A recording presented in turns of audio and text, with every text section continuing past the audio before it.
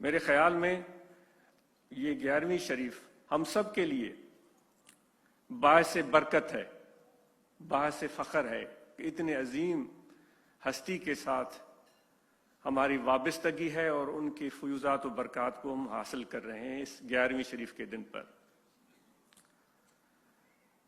تو پھر ساتھ میں یہ بھی بات ذرا غور سے سنیں، جب حضرت شیخ عبد القادر جیلانی رضی اللہ تعالیٰ عنہ نوعمر تھے اور ان کی والدہ ہی ان کی سرپرست تھی، خواتین بیٹھی ہوئی ہیں، ضرور اس پر غور فرمائیں گی، اور مجھے چونکہ اردو میں آسانی ہوتی ہے تو اردو میں ہی گفتگو ہو رہی ہے، تو ان کی سرپرستی ان کی والدہ کر رہی تھی۔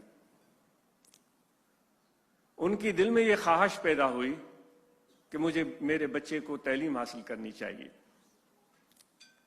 مائیں عموماً بچوں کے پیٹ کے بارے میں سوچتی ہیں کہ بھوکا ہوگا، پیاسا ہوگا، نیند نہیں آئی ہوگی، تھک گیا ہوگا، بستر صحیح نہیں ہے اس کے لیے، کمرہ ٹھنڈا نہیں ہے، لیکن حضرت غوث اعظم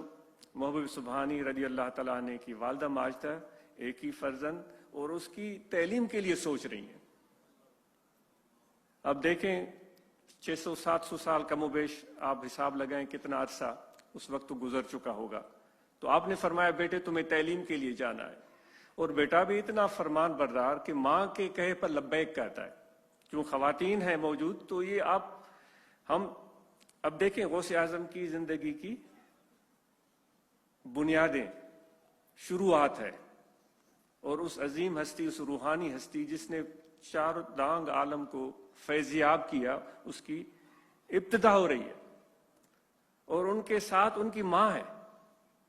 اور وہ ان کے لیے فیصلے کر رہی ہے کہ اس میرے بچے کو کیا کرنا ہے۔ یہاں کی باشعور مائیں، ان کو بھی بے شمار مواقع موجود ہیں، تو ان کو بھی اس طرح سنجیدگی سے اور پوری دلچسپی سے، دل جمعی سے اپنے بچوں کے بارے میں سوچنا چاہیے اور فیصلے میں شامل ہونا چاہیے۔ ہم مردوں کی ذمہ داری ہے کہ ان ماؤں کی بات بھی ہم غور سے سنیں۔ تو وہ ماں اپنے بچے کی جدائی کو پسند نہیں کرتی، باپ پھر بھی وہ کہتا ہے ٹھیک ہے یہ خود سنبھال لے گا، لیکن ماں خوفزدہ ہوتی ہے کہ میرا بچہ اکیلا نہ ہو جائے۔ ممکن ہے یہاں کی سوسائٹی کا علم مجھے نہیں، میں اپنے تجربے کی بنیاد پر بتا رہا ہوں، لیکن بچے نے لبیک کہا، اور اس کے جو انہوں نے کرتا پہنا ہوا تھا اس کے اندر کی جانب سے کہیں کچھ پیسے چھپا کر ڈالے اور اس کو سی دیا، اور ایک نصیحت کی، صرف ایک نصیحت، بیٹا کبھی جھوٹ نہ بولنا۔